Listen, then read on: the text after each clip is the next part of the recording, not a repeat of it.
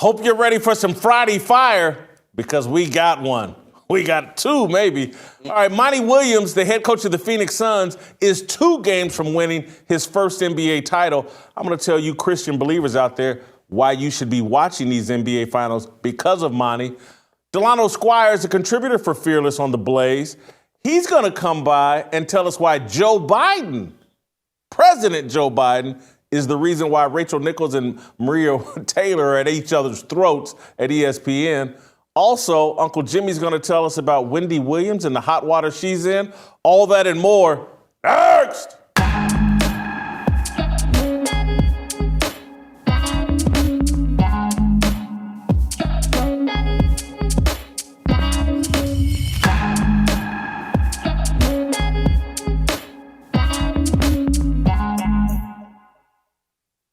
Welcome to the show. Happy Friday. I'm Jason Whitlock. You should be watching these NBA finals. Phoenix Suns head coach Monty Williams is a disciple of Jesus Christ. Phoenix's most important player, point guard Chris Paul, is a believer as well. The NBA has let us all down. I get it. Their embrace of Black Lives Matter and the Marxist-fueled Black Lives Matter movement in the aftermath of George Floyd's death soured my passion for professional basketball, too. I skipped last year's playoffs and never watched a full regular season game this season. I watched the first round of this year's playoffs solely because I wanted to see LeBron James, China's favorite basketball player. I wanted to see him lose. Once that happened, I started watching all the games. These playoffs have been joyful and super exciting.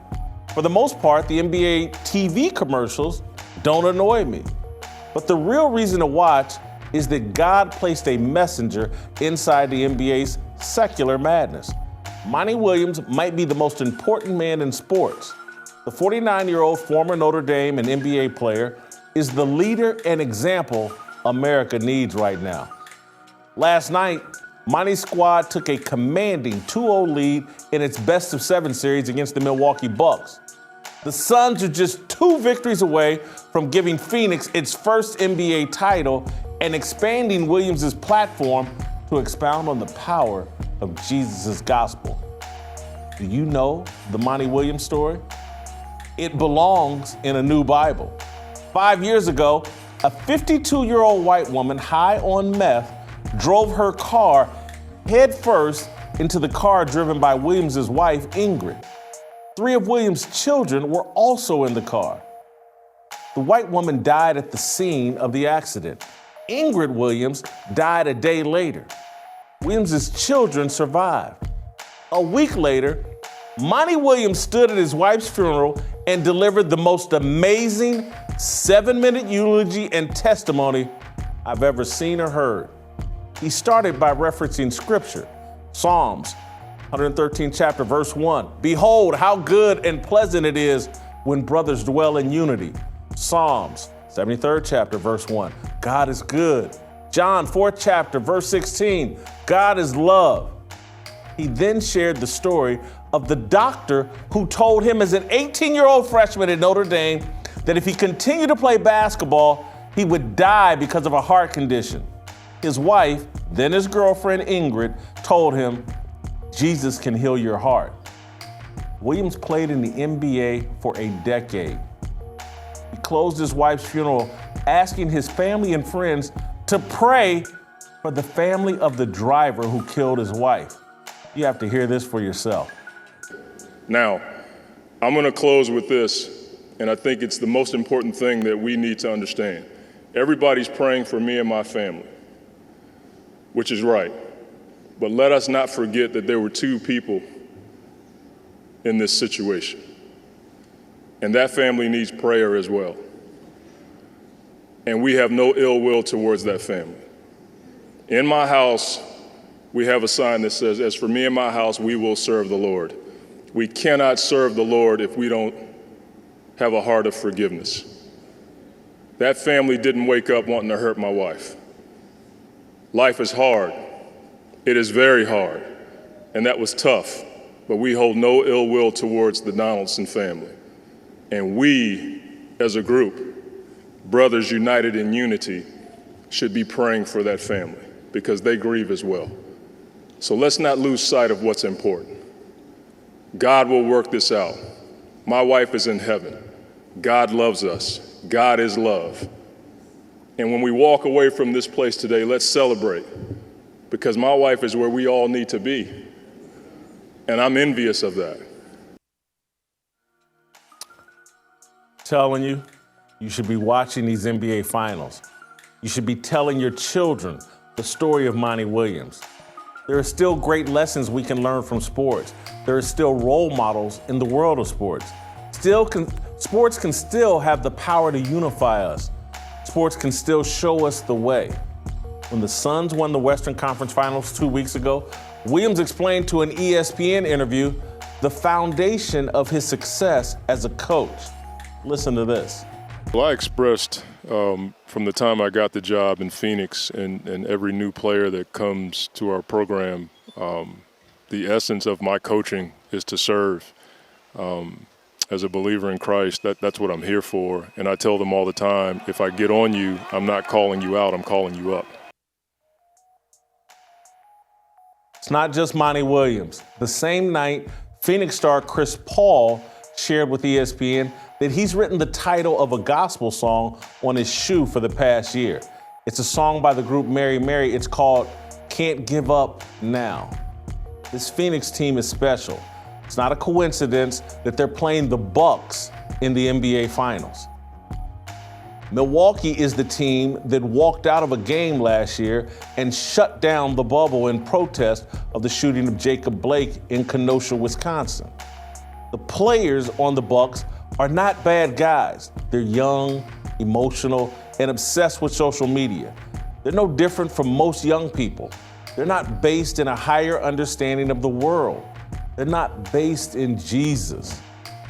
They don't have someone like Monty Williams showing them the light and the way. I'm not disparaging Milwaukee's coach, but this Monty Williams, he's special. Maybe the Bucks will climb out of this 0-2 hole and win the NBA title. Who knows? I can't predict the future. But I am going to enjoy these games. I'm going to pray that Williams and Chris Paul win it all and hope that their message is shared and understood. I'm telling you, you should join me. All right, Jim. That's a different kind of hot fire I just started. But Monty Williams and the Suns are inspiring me. And I love what Monty represents, what Chris Paul represents. And it's this playoff deal has helped me get over, this playoff season has helped me get over some of my bitterness towards the NBA. This whole, first of all, I haven't watched the NBA game all season myself. But I will say this, talking about this whole, listening to you talk about this Monty Williams thing, I'm pulling for the Suns. And now I got a reason to root for the Suns. It's a great story. You know, Jason, we were on heard you talking on the Megyn Kelly show yesterday, and you were talking about your nephew. And my cousin. Your cousin, I'm sorry. Yeah, your cousin. And Tom Butler, my cousin. Your cousin. Like a nephew to me, though. His mom was very close. Go ahead. Okay. And you were talking about how he was killed at the hands of a police officer. Yeah. This past Father's Day, 11 years ago, my father was killed. My father was killed in a quadruple homicide. He was killed with 2 women and a 3-year-old child. Okay. And all I will say is that he was killed in his home in Kansas City. And that man who killed those 4 people wasn't white. Okay. And also remember this. I was working in law enforcement at the time. Okay. Just think about that. I was working in law enforcement. So I knew quite well what happened. I had had more knowledge about that than what I needed to have. So I'm just telling you, I understand. You said that, you said you compared him to Jesus. No, I did not. Okay. Well, I'm sorry. You didn't compare him to Jesus. I'm sorry. No. I apologize. Listen, his story belongs in a new Bible. In a new Bible. Yeah. But here's my point. I'm going back to the real Bible. And here's what I'm just saying. His story reminded me of Job. See, the story of Job talks about the fact that it's just about faith, patience, beliefs, trials, tribulations. You know what that's called? It's called life. It's called life. And see, I like the way that brother handled that situation because that was a very, very emotional situation. Okay? And he handled that situation accordingly. And what he did was he reached to a higher power. He reached to a power greater than him. He didn't reach for the power to get higher. He sought the power of a higher power. See, that's the difference in how some people handle stress. That's the difference in how some people handle trials and tribulations of life, i.e., Cherry Richards. Sha'Carri Richardson. Whatever, man. Look, man. I get your point in terms of he's based in something, he's grounded in something. He's not grounded in drugs. He's not grounded in alcohol. He's not, whatever over-the-counter deal or whatever prescribed drug that some doctor can give me. He's based in his faith. And so in a moment of adversity, he turns to his faith. And look, this man has lost, because if you listen to this whole 7-minute eulogy, the man loved his wife, loved being around his wife and his kids. Definitely. He's at the most crushing moment that probably any man or woman could experience. His wife has been taken from him tragically in an instant. And look at the strength and calm and leadership that he showed in that moment for his 5 kids, for her grieving family on her side of the family, for all of his friends. And so I think and the point you're making about Sha'Carri Richards, and everybody's like, the Washington Post writer wrote the deal saying, well, what would a young person do in this but it's what anybody would have done, turned to marijuana and got high and blah. And basically what Monty represents is like, no, you can turn to something far better than drugs and alcohol, far better than anger. Because he had every right to be angry. Someone high on meth killed his wife. He didn't turn to anger and over emotion. He turned to God, and then God led him in a direction that gives his kids the best chance of surviving this and not being damaged by this. If he gets lost in anger and emotion, his kids then get lost in anger and emotion. They swallow that energy and start carrying it with them, and it can engulf them and take and create generational problems. Generational. And so I love what Monty represents. I think it's such an important and incredible message that I hope that the mainstream media picks up on his story and promotes his story and lets everybody understand fully his story. We're in such a woke, secular time that, and again, Monty Williams is like everybody else. He's not perfect.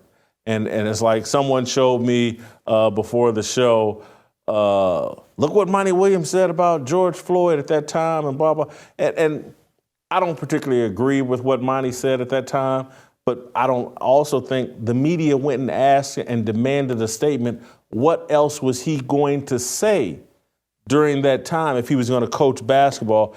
And so what I'm saying, the media gets the answers it seeks.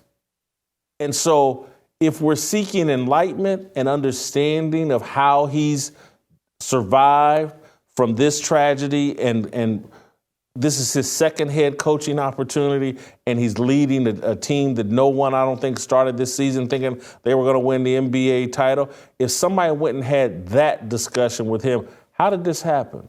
What energy are you feeding into your players? And started eliciting those types of responses from him rather than, hey, let me go ask him about somebody that got killed in another city that he's never met and he doesn't know anything about. Again, you can lead people to their area of expertise and things they know about, or you can lead people to some agenda that you want to serve and some controversy that you want to promote. Monty Williams knows a lot about faith and the power of faith and the power of Jesus to heal and to lead people and to be a light for people.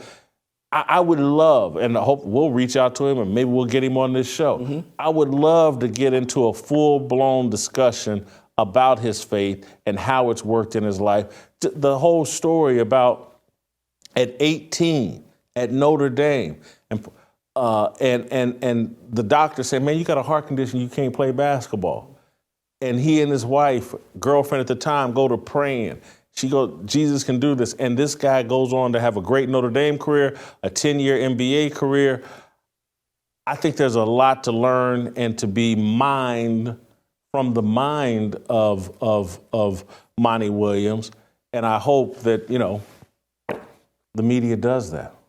I agree. Like I said, man, I told you, I haven't watched any NBA. I don't have cable. The only way I even... You don't have cable? No. No, what are you doing? You got Hulu? What am I? You honestly want to know what I'm doing? What? How the hell am I going to sit up here and talk about all these NBA players and talk about I don't support them? If I don't support them, I ain't going to watch them. That's a different question, though. No, that's what I'm telling you. That's why. How come you don't have cable? Well, I don't. Because you ain't paid me enough money to have cable. That was a setup question. God damn it, I set you up. And honestly, the only way I even knew that the playoffs was on, I had one of my female friends, one of my big bone girls. One of the blue M&Ms? Okay. I'm not gonna put her business anyway. She just happened to call me. She was overseas. She was over in China. She was there on business. One of the blue M&Ms is in China. She was over there on business. That's where I send them over. That's where you get the weave. They got the best weave. The number 9 Indian hair. That's the best, and they get it bulk. They buy it bulk. It's a beautiful thing, man. Anyway, I didn't even know they was playing. She called me. She said, "Who is winning the game? Is it the Suns or is it the Black Bucks?" And I'm like, the Black Bucks. Jason, that's a whole nother story, man. Anyway, man, I didn't know because I'm like, well, look, because I didn't know that China's not even showing the NBA Finals over there. They said they are refusing to show the NBA Finals in China until LeBron James fulfills his obligation of overthrowing the U.S. government. And so, I mean, I like Chris Paul, so I'm like, I didn't even know that the Suns was there, and I looked him up. He a good dude to see what he was doing, and I see that he's doing good, and I realized Chris Paul kind of remind me of you, man, for real, man. He's a good dude. He's done been on about what, half a dozen different teams. Every time, he can't seem to find him a good home. I mean, every time I turn around, your name's mentioned in a trade conversation, a trade talk. That's not me. Okay, I'm just trying to. I might demand a trade, but hey, man, you always praying for. Hey, man, listen. Let me ask you a question. Yeah. Hey, when the hell we gonna kick this dude? When you gonna go back to outkick the coverage? For real. You sit up here creating all this hot water for what's her name? Maria Taylor? Yeah. What you trying to do? Get her fired so you can clear some cap space so you can go back to ESPN for your third term? Huh? What you doing? That's not what I'm doing. That's not what I'm doing. I'm not going back to ESPN for a third. Look here, man. I'm just telling you. You sure? If they offer you some Maria Taylor money, if they offer you they offer you that money, you ain't going? No. You crazy as hell. No. Now, you might go. I'll go for a 40-ounce and a fish sandwich. I got more integrity than that. All right, don't go anywhere. Hit that YouTube page. You go for a YouTube.com/Fearless with Jason Whitlock. Hit that subscribe and notifications button. Do all that, and then come back because, oh my God. At least I have cable. Delano Squires, you guys have been reading his stuff. He's got another great column out today. I think he blames Joe Biden for Maria Taylor and Rachel Nichols. Don't go anywhere. All that and more. for freedom. Welcome back to the show. Jason Whitlock. All right, time to roll out to Washington, D.C. and be joined by Fearless and Blaze contributor Delano Squires. Delano, welcome back to the show. I want to start talking about my conversation that I started today with Uncle Jimmy and the column I wrote about Monty Williams, the head basketball coach of the Phoenix Suns. And there's been a lot of us, I think, that lean more conservative or lean more Christian. We've had a problem with the NBA because of its embrace of Black Lives Matters and all the other wokeism. And I'm wondering, I just made the argument that, hey, I think we should perhaps forgive the NBA and re-embrace the NBA because of the Monty Williams story. I think it's uplifting. What's your take on that? Hey, Jason. Hey, Uncle Jimmy. Thank you for having me again. I think forgiveness is great if the NBA, to borrow a biblical term, is willing to repent. So if they turn from their ways, if they turn away from fusing sports with a particular type of activism, I think you'll see fans come back and embrace the league. I think Monty Williams is a great story, an inspirational story, but he's just one man. If the league continues down the path that it's been on, and certainly the path that it took last year, I think you'll see more fans stay away from the game, because at the end of the day, working class fans of any background don't want to be lectured by pampered athletes about how oppressed the athletes are and how privileged the fans are. And maybe I'm such a hardcore sports fan. The first sporting events I ever went to were Indiana Pacer games when they played in the old ABA. My dad used to take me and my brother to those games. That's where my passion for sports began.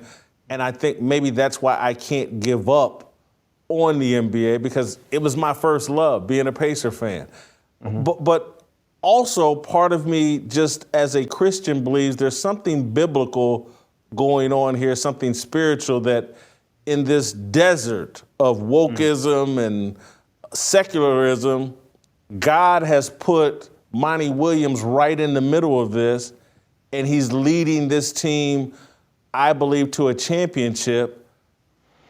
That to me, I don't want to miss that message. I think that sports still has the ability, the opportunity to be a positive force and a unifying force in America. Yeah, I agree. And we've seen all throughout history that sports can be a redemptive force too, right? You have, whether it's sports personalities like George Foreman, who had a particular type of upbringing and certain things in his background as a young man, who totally turned his image around through sports and through some of the work he did later in his life. As I said, I think Monty Williams is a great story. I wish the media would cover him a little bit more, talk about his background, some of the tragedies that he's gone through and how his faith has lifted him through those tragedies. But I don't have any faith that the media, no pun intended, I have no faith that the media will actually get those stories right, because corporate media and honestly many of our elite institutions don't really know what to do with Christians who hold a biblical worldview. If you say you're a Christian and that version of Christianity means that you volunteer at soup kitchens and you read books to kids, all those things are great, but none of those things challenge the power or in many respects the authority that corporate media and many of our institutions, particularly our elected officials and our governments, tend to hold in society. So if Monty Williams were to go in a different direction, if he had an open forum and he delivered a message that went further than just general morality, the things that most people would agree on, if he delivered a message that said, we are all sinners, and even though we're all created in the image of God, we've all fallen short of his righteous commands, and the only way to eternal life is through repentance and faith and belief in Jesus Christ. That's a very, very different message than saying, I believe in God generally, I'm a spiritual person generally, and I try to do good things. And I think if he went in the first direction, you would see Monty Williams in many respects probably be treated like Tim Tebow in the media. I'm glad you referenced Tim Tebow because that's what I was thinking the entire time you were talking, is that Monty, I guess, is a low-key, more calculated, older. He's got to be 10, 15 years older than Tim Tebow. And so I was literally, that was going to be my next question. If he were more overt, I guess, during games, the way Tim Tebow took a knee during the game, if Monty Williams is wearing a cross during the games, or I don't know, any part of his message on the sidelines was somewhat religious, he would probably be a bit more polarizing. Absolutely. And this just goes to show the hypocrisy of many of the people who claim that sports should be a venue for activism, right? I remember when Tim Tebow, I think it was him and his mother, took out a commercial for the Super Bowl that was a pro-life commercial, right? They were clearly against abortion, and they were featured in a commercial that said so. And he was roundly criticized for it. But some of the same people who criticized him celebrate Colin Kaepernick when he chose to use his platform on his team's dime, on their time, in their uniform, to promote particular causes that are important to him. But everyone should have known, I certainly knew, that if we were talking about NASCAR racers who were using the side of their cars to, as I said, promote pro-life causes or traditional marriage causes, the head honchos at ESPN would not be embracing it and saying how good it is that NASCAR drivers were using their platform, quote unquote, to engage in activism. So the hypocrisy is there.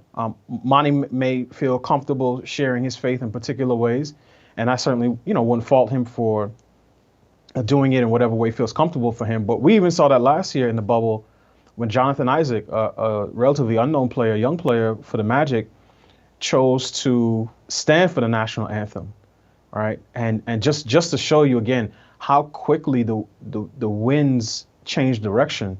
A couple years ago, none of the NBA players knelt for the anthem. They said, the NBA gives us freedom to engage in social justice causes, so we don't feel a need to kneel. Then a couple of incidents happened, and then all of them started kneeling for the anthem. And the people who were, going in a different direction were the few who chose to stand. So I think even in those examples, you see a clear difference between men who stand on the Word of God, which the Bible says doesn't change from yesterday, today, or tomorrow, and the other men who basically are cultural weather vanes. So whichever way the wind is blowing, that's the direction that they're going in. All right, Delano, you're a dad, and what advice would you give your son if he were in the NBA? Would you advise him to be more outspoken in his belief? Because what sets this question up, I was telling Jimmy in the previous segment that, look, athletes talk about whatever the media wants them to talk about. And so if you want Monty Williams and all the athletes to talk about George Floyd, go ask him questions about George Floyd. But take a Stephen Curry or Monty Williams or even Chris Paul, who's writing the gospel song Can't Give Up Now from Mary Mary on the side of his shoe. If the media went and probed them about their faith, we would hear more about their faith. And so I'm just one, what advice would you give your son if he were in the NBA? And then two, who do you blame more? Is it on the athletes to be more outspoken, or do we blame the media for avoiding asking them obvious questions that should be asked and probed? Who's more at fault? So I'll take the second question first. I think the media in many respects is at fault. But part of it is honestly, as I said, they don't really know how to deal with people who express their faith in particular ways. Maybe if an athlete had a book on Christianity, maybe if they were, reading some book on, Christian doctrine, and they turned to page one the way LeBron James does with most of his books, maybe the media would ask him, hey, I see you reading C.S. Lewis. I see you reading, some book of theology or even reading the Bible. Can you tell us, what that book means to you and what you think? And hopefully the athletes would be able to summon a response. But as I said, I do think part of it is that the athletes today, they see themselves as activists. They see themselves as part of the resistance, as speaking truth to power. But what they don't realize is that they say everything else that the elites in culture, in Hollywood, in media, so the people in politics, they're all saying the same thing. So in many respects, they're not the resistance. They are the norm, they are the standard, and it's really the few athletes who go in a different direction who are really being revolutionary, quote unquote. So I think both parties share some blame. I think a lot of it is athletes that really don't take the time to research some of these issues. They just take whatever talking points they hear. So they get out ahead of a story, and they never come back to correct it when they've been proven wrong. But as I said, there's comfort in the crowds. And even though these guys are obviously physical specimens who've dedicated their lives since they were young men to plying their craft and honing their bodies and strengthening their minds, when it comes down to it, they're just as impressionable as, the average American. And they'll just say whatever else everyone else is saying. So I think, as I said, both parties bear some blame.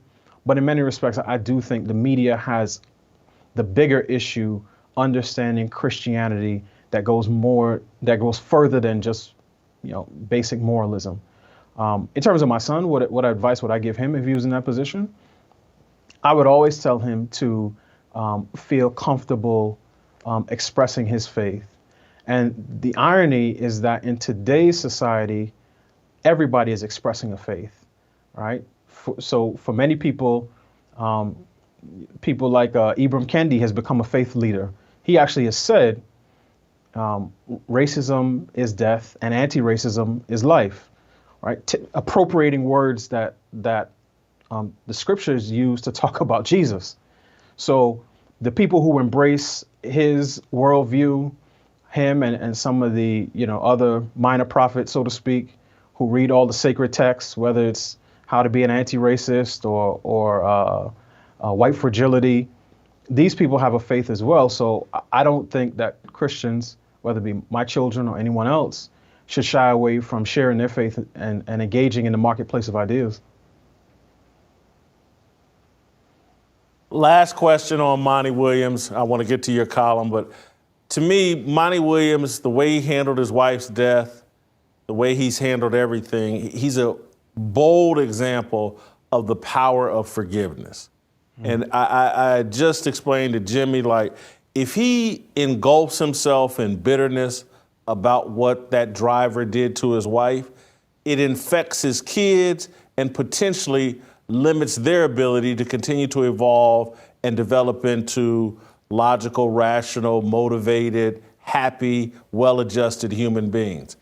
He wraps himself in the gospel and in Jesus and in forgiveness and allows not just himself to move on, but his kids as well. That's a powerful message that flies in the face, to me, of the Black Lives Matter movement and this cancel culture movement we have now, where forgiveness is completely out of style and not even an option. If someone says the wrong thing inadvertently, causes virtually no harm, forgiveness isn't even on the table. That's the message I want people to take from Monty Williams, and I wish that people in the media that are at the NBA Finals would talk to him about that. I think that's a great point. What you said just now reminded me of something I heard a pastor say many years ago, which is unforgiveness is like drinking poison and expecting the other person to die. And you see that oftentimes when people carry around, when they carry around that bitterness and resentment, it really starts to eat them from the inside out. And that's why anytime you see someone who has radical in front of whatever their particular politics are, right? Whether it's feminism or racial equality.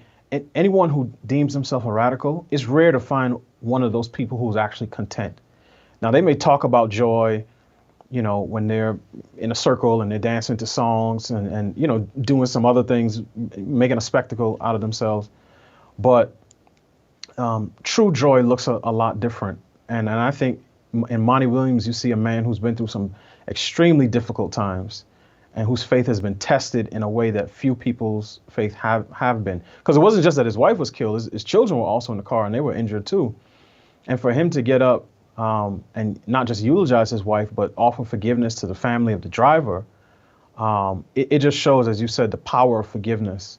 And is a stark contrast to our current activist class that thinks that every slight, every minor incident, every minor infraction, every quote unquote microaggression must be paid for with a pound of flesh. And that's why the Christian message stands in such stark contrast to that, because as a believer, I know I'm obligated to forgive because of how much God has forgiven me. And I think, again, if he was able to articulate that message, and if he chose to, in whatever venue he chose, that would be a very, very powerful message in a culture where people are looking for something to latch onto, looking for something to give them meaning. And I think the fact that so many people have not found that thing is why you see so many people, racked with fear and anxiety and bitterness and resentment. And I would love to hear Monty say, that thing that you're looking for, that thing that you're looking to worship, you can find that in a relationship with Jesus Christ. All right, I want to transition with one of the brightest minds I think we have going in America, Delano Squires. I hope you guys are reading the stuff. He wrote a terrific column for us today that can be found on theblaze.com. And it explores, and again, he's coming in on a Friday after we've covered the Maria Taylor, Rachel Nichols controversy all week. He comes in on a Friday and has an awesome take on what's going on with Maria Taylor and Rachel Nichols. And he connects it to identity politics. I'm going to quote from the article, which basically, says that Joe Biden actually kind of set the example and set the stage for what's going on with all the controversy and the backbiting, the racial tug of war between Rachel Nichols and Maria Taylor. But here's a quote from the column. Identity politics rule and divide America. No one should be surprised that the worldwide leader in sports suffers from the same obsession as the White House, academia, Hollywood, our military, and seemingly every other American institution. Delano, for our viewers and listeners, explain the Joe Biden analogy that you started the column with. Sure. So last year, when Joe Biden was a candidate, right, and was the presumptive nominee for the Democratic Party, he went from committing to choosing a woman to be his vice president, to run alongside him, to committing to a black woman to be his vice president. And that really came after a number of black women wrote an op-ed in the Washington Post and really stepped up their pressure campaign on Joe Biden and saying he needed to select a black woman because black women are the most loyal part of the Democratic base. And that very well may be true. I don't dispute that claim. But what he did is he set into motion something that we're seeing, as you said, play out with the Rachel Nichols and Maria Taylor situation, which is to elevate immutable characteristics, skin color and sex, above every other qualification in the selection of a particular person to fill a particular role. And whenever you do that, it is bound to create difficulty and oftentimes conflict and resentment with the people who feel that they should be at least considered, but who don't have the immutable characteristics that you're looking for. And my whole point is that Joe Biden could have and probably should have just said, I'm committed to selecting the most qualified person possible for the role. And every time the media pressed him on it, he should have repeated it. I'm committed to selecting the most qualified person for the role. And he still could have picked Kamala Harris. I'm not disputing that she was qualified to be vice president. My issue is that by saying the most important qualifications, and they're most important because they were the ones that he led with. He never said, I'm looking for a person with a particular political ideology, who has a particular view on foreign policy, who can help deliver me a particular state or region. He just said she just needs to be black and she needs to be female. And when you do that, you do two things. As I said, you create an environment for resentment among other people, and oftentimes more importantly, is you attach a stigma to the person that you've selected. Because now wherever they go, the people will say, you only got that job because you fit X characteristic. And I think it's unfair for the people who may otherwise be qualified to have that stigma follow them around for the rest of their career. As I was listening to you talk, I was thinking about the deal he basically cut with the black activist that basically said, no, you have to select a black woman. We're your most loyal base for the Democratic Party. And to me, the thing that's not being stated is that, and we're going to have to do the dirty work come November 3rd in order to get you elected. Stacey Abrams and the justification for absentee ballots because of COVID, and I know you get in trouble for this over there, but if we have to do anything Mickey Mouse late at night to make sure that the votes are counted properly, you know who's going to do that? Black women. And so you owe us. You have to give us. That to me is what the deal was cut. And I'm only asking you this, Delano, because I don't look. The Blaze has an audience that's highly political, and gets it, and it's the Blaze's audience is predominantly white. The part of the point of this show is to expand the audience, and so I'm going to ask you an elementary question, just because I think for a lot of viewers and a lot of my audience, they need to understand exactly what identity politics are and why they're dangerous. Would you please explain? Sure. So in this context, I would define identity politics as the elevation of particular characteristics that people can't change.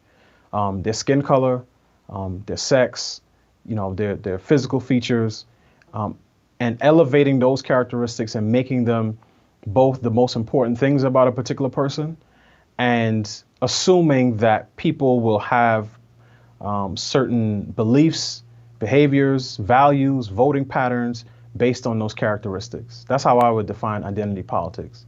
So it's the assumption that just because you're a black woman that you should be, liberal or leftist or progressive, and you should think about certain issues in a particular way, and then you should vote in a particular way. And the same goes with other groups. So you see this oftentimes, even after the election. The New York Times ran a story about Hispanic men and how many of them broke in greater numbers for Donald Trump than they did in previous elections. And they seem to be perplexed by that because they just assume that because a person has a Spanish surname, a Spanish last name, that they should automatically vote for the Democratic Party. And that's because they've bought into the myth of identity politics. Identity politics treats people as primarily as members of particular groups rather than as individuals. I want to circle back a little bit to Joe Biden and Kamala Harris, because I just think it's important. And I'm going to throw a bit of a curveball. A reporter for the Washington Post reached out to me this week. He's working on a story on Tucker Carlson. And he was told that, hey, Jason Whitlock's a black guy that would be willing to talk about Tucker Carlson. And I'm sure they assumed I'd be willing to defend Tucker Carlson, because I actually like Tucker Carlson. I like his show. I certainly like his monologues that he opens the show with. I think everybody should watch his opening monologues. He's talking about some of the most important stuff going on in America. I think that the left, stream media, the CNN and MSNBC and they've defined him as racist and dangerous. And mostly what I've been able to glean from him is like, man, this dude will tell the truth and he don't care how it lands. And one of the things he's been doing, this is how it relates to Joe Biden and Kamala Harris, he's really hard on Kamala Harris. I mean, he's battering Kamala Harris when he did a whole show, I think, either early this week or late last week. The entire show was just battering Kamala Harris. And so I'm sure, and I didn't return this Washington Post writer's phone call because I don't trust the Washington Post. I've been mischaracterized, smeared by the Washington Post, obvious distortions, lies written about me in the Washington Post. So I'll be willing to maybe do an email interview with him so I have a written transcript of what I say. But I didn't respond to the guy's phone call because I know they want to write a story, Tucker Carlson's racist. And how it connects to this is like Joe Biden put her in the crosshairs for people to say she's unqualified by his statements of, I'm just going to hire a black woman. And again, just like you said, if he had come out and said, I'm going to hire the best person and then chose Kamala Harris, hey, that's you can question his judgment and his evaluation, but you can't question his motive. And so to me, Joe Biden and the way he went about it and the way identity politics works and the way the left works, they put black people in the crosshairs so that their qualifications can be publicly questioned. Joe Biden fired the first shot at Kamala Harris. Hell, they fired shots at each other. She called him racist during the debate. And so everybody wants to be upset with Tucker Carlson. Nobody wants to hold Joe Biden accountable for the shit he did. I don't know if that's a question, but that's please respond. And in that same sense, I think this ties back to the ESPN story, right? Which is the suits at ESPN put Rachel Nichols in a difficult position, right? And Rachel Nichols even said, Maria Taylor is more than qualified. And I think everyone says, she's great behind the camera. She asks probing questions. She's not afraid to, particularly ask questions of high profile players and coaches. But when ESPN, like many elite institutions, is constantly saying, we need to hire more people of color, more women, and they beat that drum over and over again, it makes sense that a person who feels that or believes that they have a contractual obligation to have a particular assignment sees that assignment be taken away from them and merely questions or asserts that part of it is that the network is trying to improve their record on diversity. And I think in the same respect, the president, even though the Democratic Party touts itself as a party of diversity, and they said, last year we had the most diverse field of candidates in history, they probably felt guilty because at the end of the day, they still chose a person who fits all of the identity boxes that they say are most evil in society, an old, white, straight male. So they probably felt guilty. And because of that, he probably felt extra pressure to pick someone who was a complete opposite again of him. But as you said, it puts her in a difficult position and it makes people question her qualifications. And to be honest, I don't have any problem with people questioning the qualifications of any politician or elected official, because at the end of the day, our government shouldn't just be a jobs program for mediocre people. It should be about our elected officials representing the interests of their constituents. But when you make her race and sex the most important things about her, then you ultimately end up inviting those questions and that criticism. Am I wrong for saying Kamala's only 30% the opposite of Joe Biden? Am I wrong for that? Wow. I'm just asking. Don't answer it's just that, a question. Don't answer that. It's just a question. All right, we'll end on this. Mm-hmm. Because I couldn't, reading your column, there's two, I don't want to end on, I got two deals. The end of your column I thought was brilliant. You referenced, and this is what I love about you, Delano, everything I want to be, you actually embody and live that life. And so you're good looking, you're married, successful. Yeah. As a father, these are some of his closing words. As a father, the lesson here is clear. He's talking about Maria Taylor, Rachel Nichols. If I treat all of my children poorly, they will grow up to resent me. If I treat one better than the others, they will grow up to resent each other. America is rife with resentment. We're being played here. We're being made to resent each other. And I just loved you speaking to that as a father. The analogy just really hit home for me. Yeah, and that's something I think about often, right? Because we're a large country of people from different backgrounds, different religions, different ethnic backgrounds, different nationalities. And when our leaders, whether in the culture or in politics, start to play favorites based on, again, color, gender, people are going to take offense. There's no other way around it. Now, they will justify it by saying, well, we're trying to correct for injustices of the past. And I understand that argument, but it's a weak argument, because why should I, whether I'm a white man or an Asian woman, why should I have to pay for the sins of someone else? And again, this really ties really back into what we were talking about in terms of Christianity and faith. It feels good to know that my own sins have been paid for, right, by Jesus. And even better to know that I don't have to carry the sins of someone else, even whether it's my dad, my grandfather, my great-great-grandfather, or someone who just happens to look like me. But right now we live in a place in our culture where people say, well, you look like somebody who owned slaves back in 1745. So because of that, you shouldn't get consideration for a particular job, because we need, the only way to counter past discrimination is to engage in present discrimination. That's the sort of Kendian religion, right? That's Ibram Kendi's religion. That's what anti-racism means to him. But to me, that's a totally wrong way to approach it.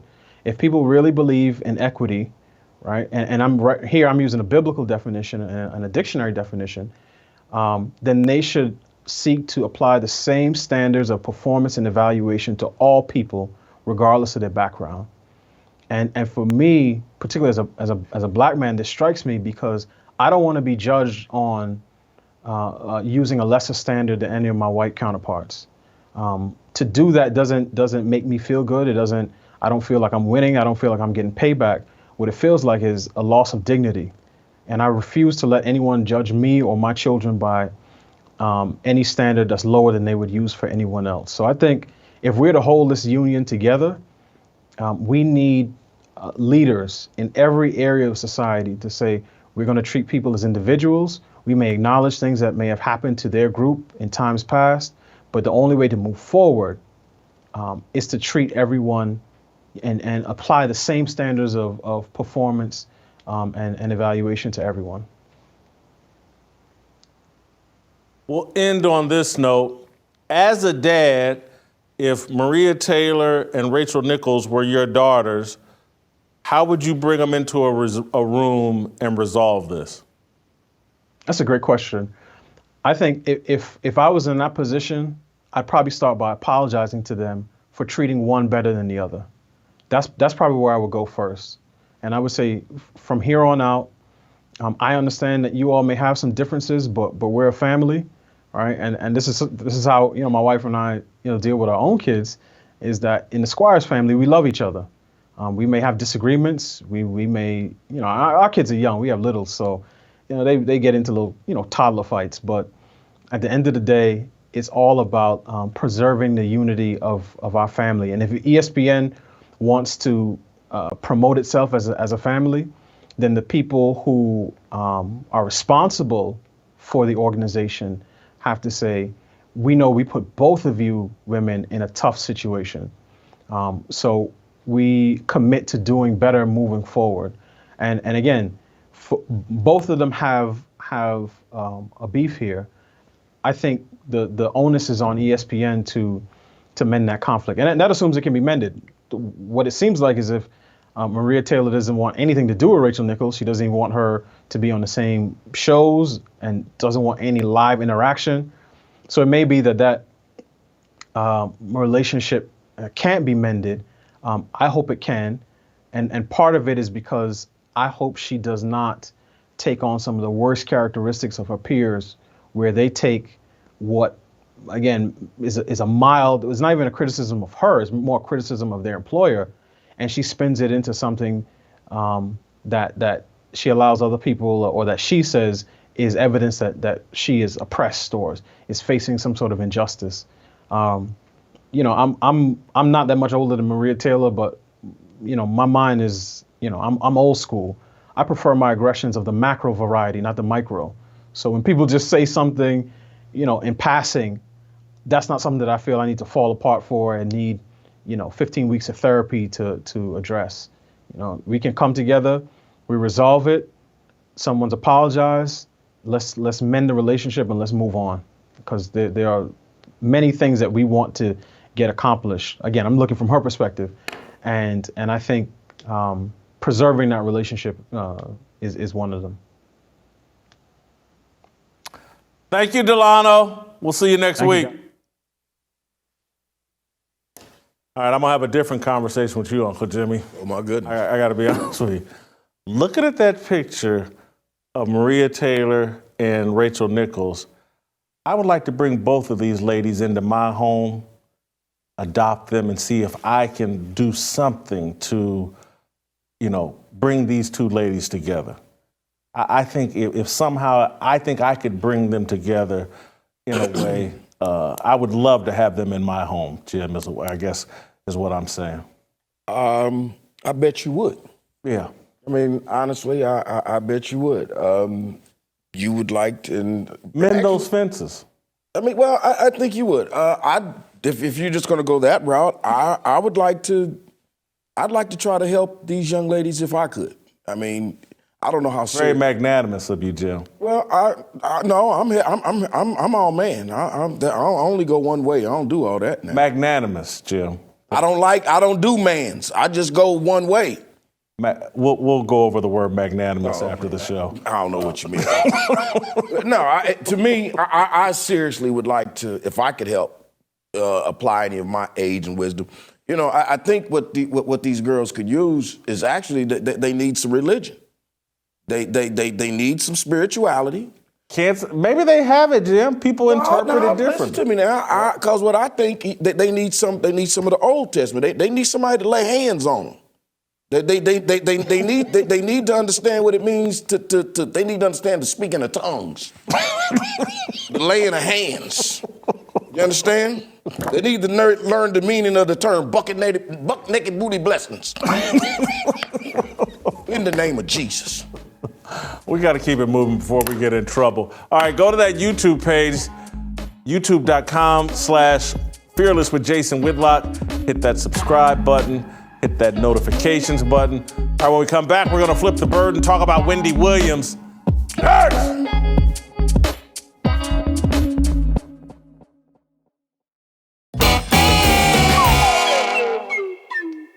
Welcome back to the show. I am Jason Whitlock. We're still rolling on. It's time now for Uncle Jimmy to help us in the game of Flip the Bird. Flip the bird, baby. What do you got, Jimmy? You got something on social media that's cracking? Man, listen, let me just put it like this. Hey, man, the Twitter streets is out there getting busy. Twitter streets is getting busy, man. I think they might have claimed another victim. All right, what do you got? I think they got somebody in the NBA. We got somebody, now look here, we got the NBA Finals going on, okay? And anyway, well, our boy James Harden, you're familiar with James the Beard Harden. Yeah. James the Beard Harden, evidently he was just in Paris. He was there for I guess they was having their annual Kardashian auction. Oh, they were auctioning off Kardashian. I guess they were trying to get the new edition, the new model. I don't know. But anyway, at a fashion show. Well, whatever it was he was there with the baby. The who? He was there with the rapper DaBaby. I think his name's Little Baby. He was there with the rapper DaBaby. DaBaby. I thought it was Little Baby. Okay, but here's the point. Anyway, he was there with the rapper DaBaby. Yeah. He wasn't there with LeBron James. He wasn't there with Stephen Curry. With NBA friends. He went with a little young rapper named DaBaby. Yeah. I don't know what he thought was going to happen. Anyway, long story short, he was arrested. And evidently, somehow or another, Not James Harden. I think Little Baby was. James Harden's name was wrapped up in it, Jason. That's my whole point. But I thought his little tweet was interesting. He said, "We made men." You a made man. He's hanging out with a baby, but you a made man. I get your point, and this reminds me on a serious note. Me and my father used to, when I was young, and James Harden's now 30. I'm talking James Harden ain't nobody's baby. Yeah, I agree. He's too old, man. Come on, he's too old. He's got to be in his early 30s at this point. Me and my father in my 20s used to argue about my old friends from high school and my old friends from the neighborhood or whatever. Ones he told you wasn't going to end up being shit. But yeah, and I can remember what broke me of the habit is I'm riding with a friend. He asked me stop at a dope house. What could go wrong? He didn't tell me it was a dope house, but when we pulled up, hey, I gotta make a stop here. The smoke coming out the windows wasn't a dead giveaway. Gotta make a stop here. And so I figured, I was like, we stopping at the dope house. He gets back in my car, and I'm just like, he got dope. And I gotta drive all the way back across town. Now you sweating like a hoe in church. We like 20, 21 years old. And I'm like, and so he doesn't know it. I would never say his name. He's still a friend of mine, and he's mature, and he's onto a different aspect of life. But that was the last time we were ever been in a car together. And that had to be 30 years ago. And so, yeah, that's a lesson James Harden needs to learn is, be careful who you keep in your circle and who you travel to Paris with. Didn't Jay-Z and Kanye go to Paris and do some song? They had some little song about that. What was it? Ball So Hard? Ball So Hard? Yeah, Ball So Hard or something. Yeah, I don't know what that was. All right. Real quick, can I jump on Two rappers in Paris, I think is what they called it. But go ahead. You got something else? It's two thugs, one mug. I don't know. Hey, man, can we try one more real quick? Go ahead. Now, this one, I have mixed emotions about this one. Wendy Williams. The talk show host. Wendy Witt. Yeah. The great Wendy Williams, the talk show host. The tall talk show host. Tall. You know who I'm talking about. It looked like she got long fingernails, but it's really her long-ass fingers. You know what I'm talking about? I know who you're talking about. Okay, Wendy Williams with two cans. She got 2 cans, too. Now, that's a toucan slam for your ass. Go ahead. Wendy Williams, in case you haven't noticed, man, the Twitter streets is coming after Wendy now. Because evidently, Wendy did a little segment, and evidently, I don't even know what the segment was about. Can we see the segment? Or here's the tweet. Let's see the segment. Let's see the segment. Do we have it? She's talking about some TikTok star, I think. I have no idea who this is. Neither does Norman. Neither does one person in this building. Maybe Sus does. Do you know who Swavey is? Clap. Swavey. Clap if you know who Swavey is. Okay. Oh, here he is. Jim, look like she may need some armor all. He's 19, and he was murdered Monday morning. So she's catching a lot of heat for the way she introduced. That's not why she's catching the heat. Why? She's catching heat not because he died. She's catching heat because if you go on to listen to it, one of the comments she makes is he has 2 million followers. On TikTok. On TikTok, excuse me. He ain't TikTok. That's who this guy is. He's a TikToker. Yeah. I have a 15-year-old son. I had to ask him, yo, man, who is this? He said, oh, yeah, Dad, it's terrible. He was killed. He was shot. I said, how'd he die? He said, he was shot. I said, where did he get shot at? He said, in the chest. Not where the hell did he get shot at? What state? What happened did it happen in? I shouldn't be giggling. I'm sorry. Go ahead. The point, what I thought was interesting about it was my son's 15. My son said it was horrible and said it was savvy. And I'm like, okay. So then I'm like, well, she said it wrong. Swayze, I think. Yeah, but to come to find out, so this is your boy that you heard about, but you don't even know what his name is. And what Wendy was saying, I'm just telling you, here's the thing Wendy said. Wendy said, oh, what about those 2 million followers? And whoever this dude is on Twitter, Trey Smith, now listen to this, Jason. This is what I want to ask you about. Here's the tweet. I don't know what I thought was going to happen, but so far, I don't know what I thought was going to happen. But what I know is Wendy Williams ain't gonna make it into the gates of hell. To gates of heaven. Bottom line, she don't stand a chance of seeing the gates of heaven because evidently what she said about this little TikTok boy. That's my question. What do you think about that? Well, what I'm going to say is, and I'm going to make a very serious point. Things are so violent in our community. And what happened to this TikTok guy, Swayze or Swavy or whatever, Swavy, he's a TikTok dancer. But what happened to him is so commonplace and so little attention or focus on it that Wendy Williams and to some degree Jason Whitlock, we're almost giggling. And we are giggling like, here's some guy we don't know who was murdered in the streets. And this is so commonplace, we've almost been programmed not to take it seriously. And the people over Twitter that are going after her are a big part of the reason why we're not taking it seriously. Because we've all been programmed, unless the shooter is white. There you go. That's what I was trying to see if he was coming It's not important. And so people over Twitter are all upset. What if the shooter was white? With Wendy Williams. What if it was a cop? Well, trust me. People are all upset with Wendy Williams for not taking it seriously, and they don't even understand. They don't take this seriously. Everybody, oh my God, the TikToker is there. It's not an outrage about, wow, there's so much violence in our streets and in our community that unless he's a TikToker with 2 million followers, it's not even newsworthy. And so the justification for talking about it, oh, he's got 2 million TikTok followers, therefore he's important, so let's talk about it and be outraged. But this goes on every day with people with no TikTok following, no social media imprint, and no one to talk or be outraged about it. And so I can't say that Wendy Williams handled it perfectly, but I get it because I don't know how to process what happened to this young dude.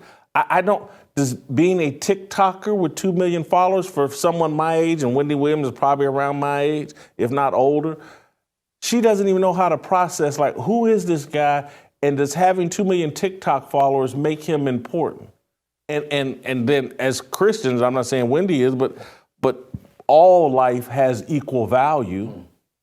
But we've been trained by Black Lives Matter and social media that no, all lives do not have equal value.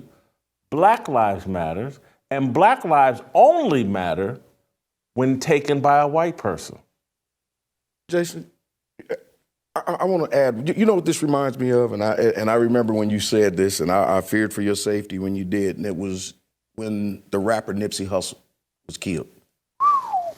You dared come out and say, I don't know who he is. And you would have thought that you came out and said you didn't know Jesus. You were blasphemized about that, bad. Remember? How are you gonna be a black man and not know Nipsey Hussle? I know Nipsey Russell. Wasn't that the comedian? That was the dude who played in The Wiz. Yeah. I think of Nipsey Russell, I thought was his name. And look, I had heard of Nipsey Hussle, but I didn't know his music.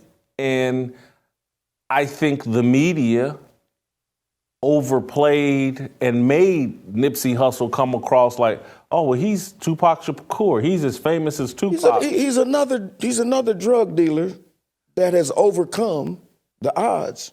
And you, too, can sell drugs and overcome the odds. That does seem to be the message, that you can use drugs and end death if killed by the right person, white person, you can get statues built. Or if you're a former drug dealer who raps about drug dealing and get killed by anybody, you too can become famous and have Farrakhan and everybody else come and do your eulogy, and you can be elevated. There is a lane, and this is what, and I know people will be upset, and I saw some young people tweeting out like, oh man, LA don't even feel the same without Nipsey Hussle. This is somebody we work with. I remember when he tweeted that. I love J Hawk. I love J Hawk. I already knew who you was talking about. Mark, I love my guy, man. Yeah, and so do I. And so I'm not bad, but it was just like these young kids, man, are so caught up in whatever's happening on social media. Mark was acting like, oh my God, it just don't feel the same in LA without Nipsey Hussle. And I'm like, had you met him? Had y'all been going to dinner and clubs together? I mean, how does LA feel any different? And so there's just like this marketing deal going on for black men. If you die violently and have the right criminal background and rap career, we'll celebrate you. If the right white person kills you, we'll celebrate you. But yes, George Floyd's importance to America has been grossly exaggerated. Nipsey Hussle's traction and relevance in America, grossly overrated. You ask anybody, name a song, sing one song of his. And he got a song called Last Time I Checked. Pretty good. It's a pretty good song, pretty good gangster rap song. But nobody knows his body of work. This wasn't Tupac. This wasn't Biggie. This is an LA gang member who rapped. An intelligent brother. I've heard him speak, and he's an intelligent brother. In other words, relatively speaking. He ain't Cornel West. He's not a Cornel. He ain't Thomas Sowell. Let me just say this. Can I say it? And let me say this, Jason. And this is in defense of young people because sometimes when you talk bad about, just because you don't understand him, just because we don't understand him, don't mean that people didn't believe in him. The thing I found out about this little Swavey guy from my son, because I said, well, did you ever hear him speak? And he's like, well, no. I'm like, what did he do? He said he did dances on TikTok. I said, what? But then I said, well, what did he do? But he said, well, he would always post something positive for the kids. He would always tell the kids, try to do better. He would always tell the kids that you could, he actually was a positive little influence. Gotcha. So therefore, even though we don't understand TikTok, and though we are not on TikTok, 20 million kids are now lost. It's an invention of China. The one picture I saw of him when I was doing some homework this morning, he had some T-shirt on talking about trap. He was a trap house something, legend or something. It had something to do about the trap house. And the trap house is a drug house. And everybody, and so his positive message is laced. That is a positive message. Most people die in the drug house. If you in a trap house, if you can make it out of a trap house in the inner city, you are a legend. There's some truth in that. There's some truth to that. I'm sorry for joking about that. All right, let's keep it moving. Let's go, man. Let's go to the approval rating. For Monty Williams. And for those of you that's your first time tuning in, you haven't seen the approval rating. We grade whoever our topic of the day. We started the show talking about Monty Williams, the coach of the Phoenix Suns, and his great Christian platform that he espouses from and leads from. We grade every person in 4 categories: job performance, character, authenticity, and it factor. We score all 4 categories on a scale of 0 to 25. We add the scores up, the 4 scores up, and that tells you their approval rating. I have a feeling we'll have some agreement here on Monty Williams. He's in the NBA Finals. He's 2 games away from winning his first NBA title as a head coach. Sir. And taking Phoenix to their first NBA title ever. I have him at a job performance of 24. How many games do they have left? They have 2 games left, Jim. 2 games left? They got to win. 2 games they must win. Yeah. I put him at a job performance level of 23. 2 more and he'll be at a 25. All right. In terms of character, and this is where we tend to disagree, I can't think, as we played at the top of the show, his speech, his eulogy for his wife, I can't think of a man with higher character other than the man upstairs. But for grading him on a worldly standard, I got to give him a perfect score of 25 as it relates to character. If there was ever a brother, there's no character. I give him a 0. He's not a character. That's a real man. That's a man, Buddha.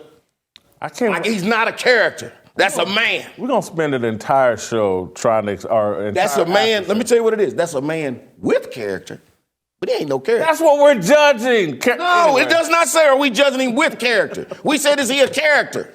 No, it's a real man right there, boo. All right. Authenticity. I give him a perfect score as it relates to authenticity. He has kept it real throughout his public life. I love Monty Williams. 25 authenticity. I believe that you can become no more authenticized than what Brother Williams is, and I too give him a 25. Oh wow, good for you. Yes, sir. All right, and then last but not least, it factor. Does he got that Hollywood charisma? I say he's kind of humble and kind of reserved and laid back. So I think he does have an it factor, but is it off the charts? I would say no. I'll give him a 20 as it relates to it factor. You know what? Whatever the hell it is, he's got it. All that humble, reserved, all of that, that's it. That's what we need. He got a 25. All right, so I have him at a grand score of 94, blazing hot. He's our highest rated approval rating in week one of the show and may keep that title for a long time. Jim, you've got him at a grease fire, 73, because I still need to explain to you what we're doing with character. But a grease fire is fine. He can stay a grease fire. He'll win this championship. Y'all call him a grease fire, and he gonna go ahead on and live his wonderful life. See, that's his problem. He don't. That other part don't matter to him. All right, well, that's it, and that's all for us today. There you go. You got it, Monty Williams. Let's make it back Monday. Salute. I wanna be just